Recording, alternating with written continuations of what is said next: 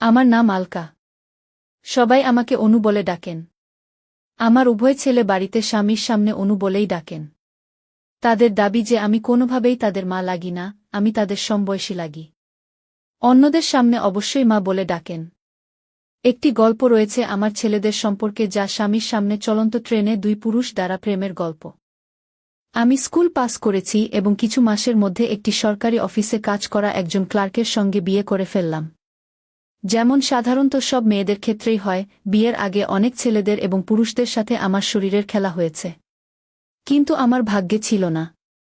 আমি আমার একজন বন্ধুয়ের বাবাকে খুব পছন্দ করতাম এবং তার সঙ্গে প্রেম করার জন্য প্রস্তুত ছিলাম। একবার তাকে পুরো সুযোগ পেলাম, আমরা প্রায় 2 ঘন্টা একা একসাথে ছিলাম। কিন্তু তার সাহস হল না যে আমাকে প্রেম করতে পারে। আমার স্বামীর ভাগ্য কি নয়!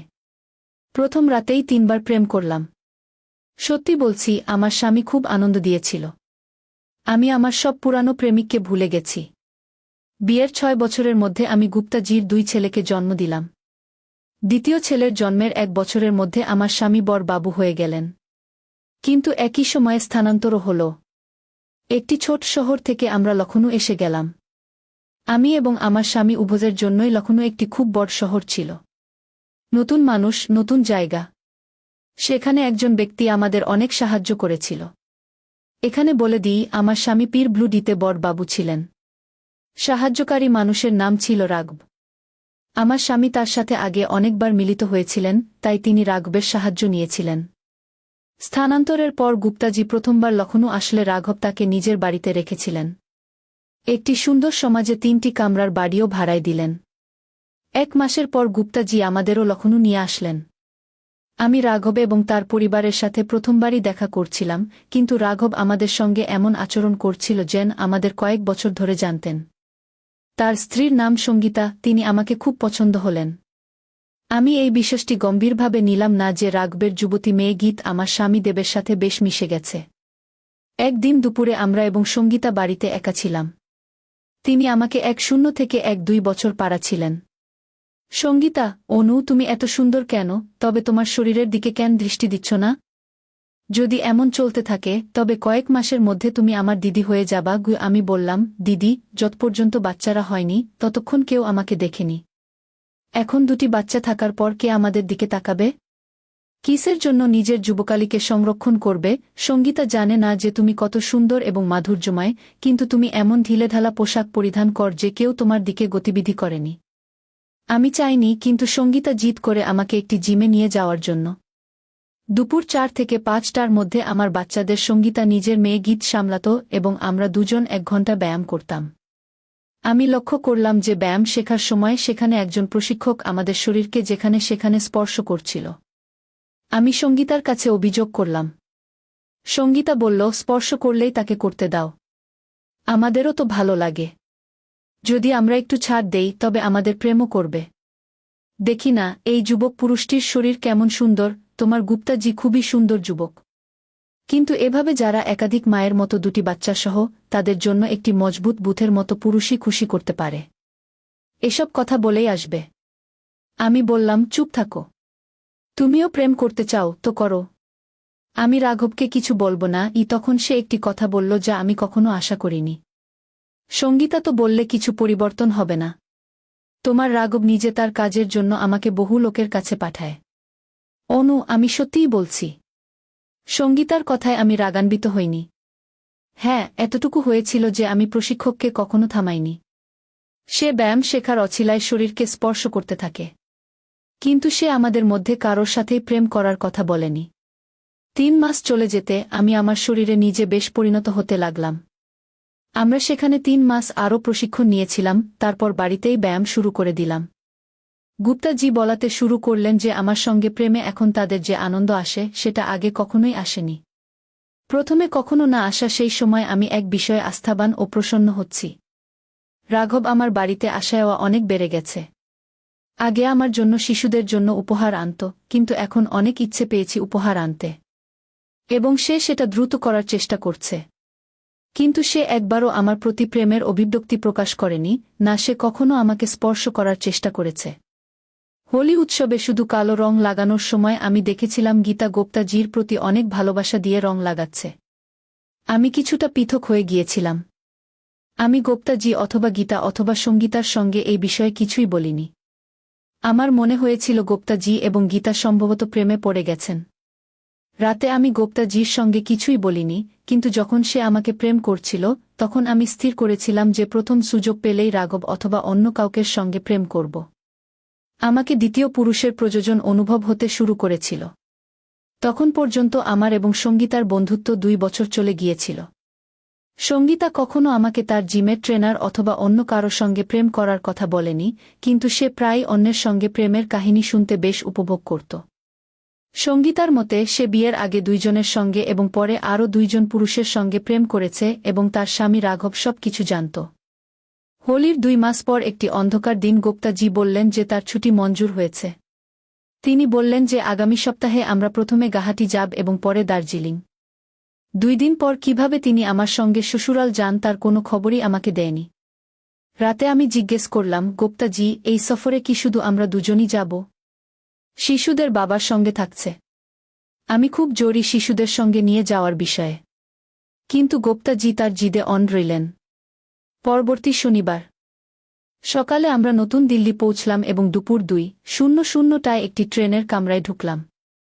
গ্রীষ্মের মাস ছিল, কিন্তু কামরায় ঢুকতেই আমার পুরো দেহ প্রায় গরম হয়ে গেল। আমি আগে বহুবার ট্রেনে বসেছি, কিন্তু সেদিন যে কামরায় ছিলাম সেখানে আগে কখনো বসিনি। আমার আসনে বসে সামনে একটি আসন খালি ছিল। গুপ্তাজি বললেন, আমরা রাজধানী এক্সপ্রেসে বসেছি। তিনি আরও বললেন, এটি সবচেয়ে দামি ট্রেন। আমি বললাম, আমি এত খরচ করার প্রয়োজন কি? গুপ্তা, যেখানে অন্য ট্রেন 4:00 থেকে 4:02 ঘণ্টা সময় নেবে, এই ট্রেন আমাদের 2-6 ঘণ্টায় পৌঁছে দেবে। সত্যি বলছি, এটি সত্যিই ভাল লাগবে। আমি তখনই ভালো লাগবে যখন আমি বেঁচে থাকব। এই ঠান্ডায় আমি তো মারা যাব। আমি বলা শুরু করছিলাম যখন পর্দা সরিয়ে 2 জন যুবক ভেতরে ঢুকল। একজন উপরের বেড থেকে একটি কম্বল কেড়ে নিয়ে আমার উপর ঢেকেছিল। সে বলল, ম্যাডাম, ভয় পাবেন না। আমরা আপনাকে কোনো ক্ষতি করতে আসিনি। এটি আপনার জন্য, কম্বল জড়িয়ে নিন। অল্প সময়ের মধ্যেই আপনি গরম হয়ে যাবেন। 2 যুবক সামনে বসা বিছানায় বসে গেল এবং ট্রেন চলতে শুরু করল। গুপ্তাজি, আপনি 2 জন আরও কিছু সময়ে আসলে আপনার ট্রেন চলে যেত। এক যুবক বলল, আমাদের ভাগ্য এত খারাপ নয় যে আপনি 2 জনের মতো সুন্দর জুটির সঙ্গে সময় কাটানোর সুযোগ ছেড়ে দেব। আমরা গুয়াহাটি যাচ্ছি। আপনি 2 জন গুপ্তাজি, আমরাও গুয়াহাটি যাচ্ছি। দ্বিতীয় যুবক বলল, এটা ভালো, এই যাত্রা মজাদার হবে। গুপ্তাজি লক্ষ্য করলেন, কিন্তু না জানার কারণে আমি স্পষ্ট দেখতে পাচ্ছিলাম যে দ্বিতীয় যুবক আমাকে লক্ষ্য করে সংকেত দিয়েছিল। আমি মনে মনে বলেছিলাম, যদি তোমাদের মধ্যে সাহস থাকে, তবে আমি আমার স্বামীর সামনে তোমাদের সঙ্গে চলন্ত ট্রেনে প্রেম করতে প্রস্তুত আছি। আমি লক্ষ্য করলাম, একজন 2.5 থেকে 2.6 বছরের এবং অন্যজন 2.8 থেকে 3.0 বছরের ছিল। 2 জনের শরীর আকর্ষণীয় ছিল, কিন্তু তাদের মধ্যে কেউ গুপ্তাজির মতো সুন্দর ছিল না এবং না রাঘবের মতো ভালো, কিন্তু সোনালি ছিল। আমার সাথে ছিল 2 ছেলে ছিলেন। তারা বেশ ভালো লাগছিল, প্রায় একে অপরের সাথে কথা বলছিলেন। তারা সিল্কের পাঞ্জাবি পরা ছিল এবং তাদের গতে সোনালি মালা ছিল। 2 হাতেই 5টি করে আংটি পরা ছিল। তারা তাদের বড় একটি সুটকেস পার্কের নিচে রেখেছিল এবং একটি করে ব্রিফকেস পাশে চাপিয়ে রাখে। তারা আমাদের সামনে বসেছিল, স্পষ্ট দেখা যাচ্ছিল যে তারা খুব ধনী। আমি নীরবে বসেছিলাম এবং শুনছিলাম। তারা গুপ্তজিকে কথায় ব্যস্ত রেখেছিল। গুপ্তজি থেকে তারা সমস্ত তথ্য সংগ্রহ করে নিয়েছিল, যে আমরা কোথায় থাকি, গুপ্তজি কোথায় কাজ করেন ইত্যাদি। নিজেদের সম্পর্কে তারা বলেছিল যে তারা সুপারি ব্যবসা করেন এবং উত্তরাঞ্চলের রাজ্যে সুপারি সরবরাহ করে। প্রতি মাসে কমপক্ষে 2 বার দিল্লিতে আসেন, নতুন অর্ডার নেন এবং পুরানো বকেয়া আদায় করেন। তারা বলেছিল যে তারা 2 ভাই। বড় ভাইয়ের নাম শিবপাল এবং ছোট ভাইয়ের নাম ভূষণ। তাদের মধ্যে আমার বড় ভাই শিবপালের প্রতি বেশি আকর্ষণ হল। ওয়েটার প্রথমে আমাদের 4 জনকে পানির বোতল দিয়েছিল। ওয়েটার চায়ের ট্রে নিয়ে এলে তারা আমাদের জন্য চা তৈরি করেনি। চায়ের কাপ আমার হাতে ধরার সময় ছোট ভাই আমার আঙুলগুলো চেপে ধরেছিল। আমি হাসছিলাম না, আমার মুখশ্রী পরিবর্তিত হল। আমরা চা পান করলাম। আমাকে বাথরুম লাগছিল। আমি আস্তে করে গুপ্তজিকে বললাম। আমরা 2 জন নিজেদের সিট থেকে উঠে দাঁড়ালাম। গুপ্তজি প্রথমে পর্দা সরিয়ে বাইরে গেলেন। সাথে সাথে ছোট ভাই আমার হাত চেপে ধরল। তুমি অনেক সুন্দর। আমি হাত জড়ানো ঠেলে বেরিয়ে পড়লাম। আমার গুপ্তজিকে কোনো অভিযোগ ছিল না। 1-0 মিনিট পর আমরা ফিরে এলাম। ফিরে আসার সময় আমি তাদের থেকে দূরেই ছিলাম।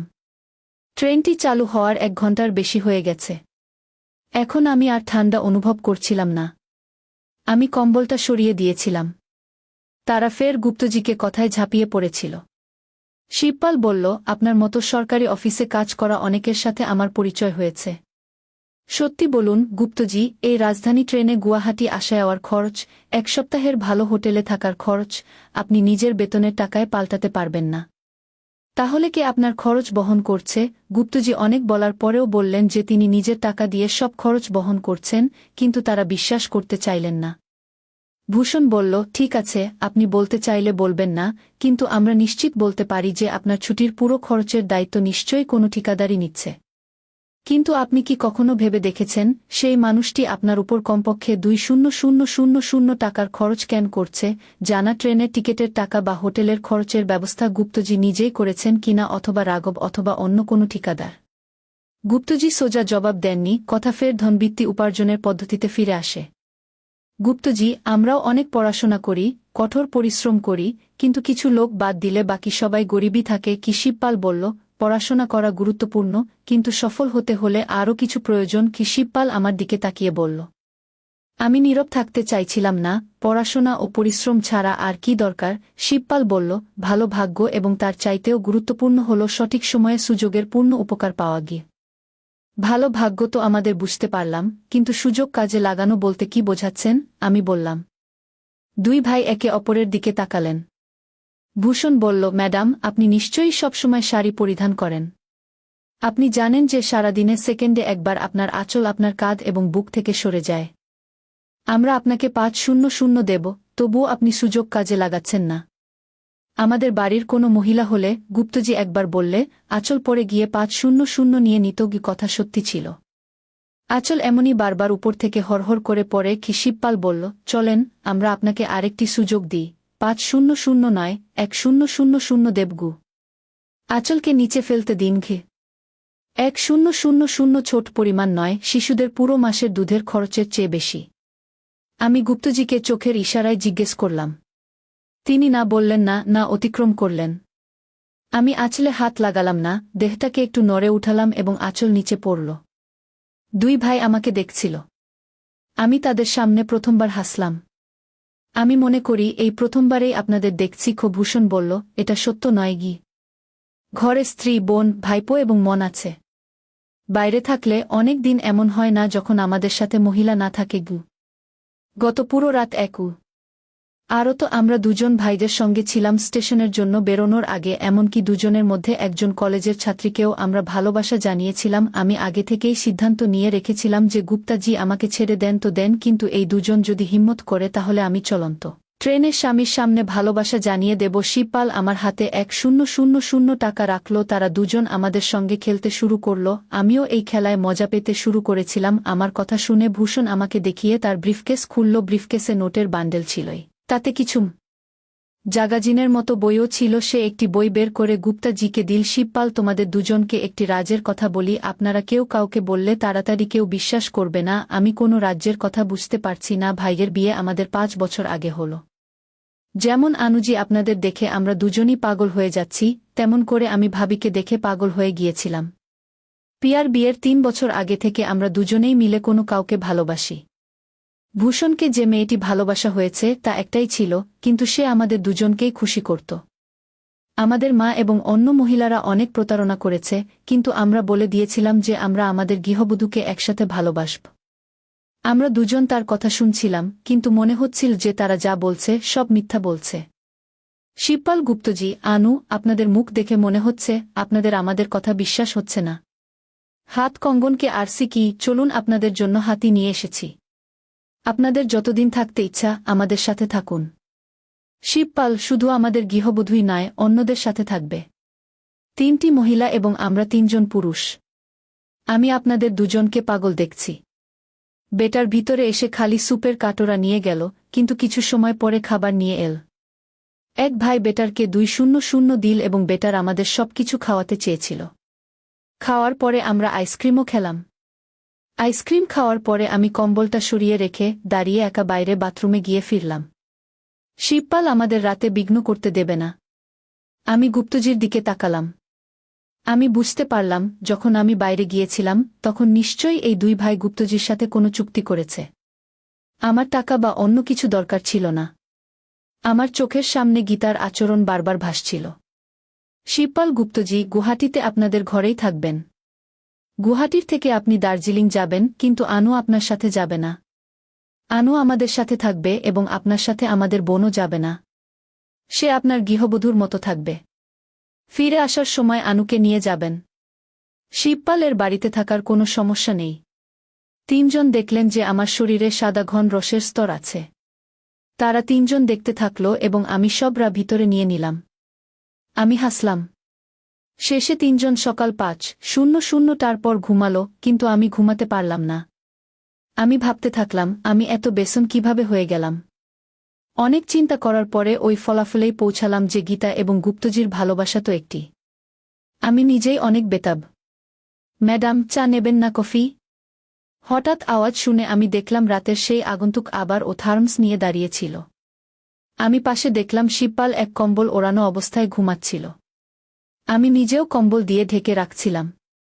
আমি কম্বলটা ঝাঁকে ফেললাম। গুয়াহাটি পৌঁছানোর পর শিবপাল আমাকে এবং গুপ্তজিকে তার নিজের বাড়িতে রেখেছিল।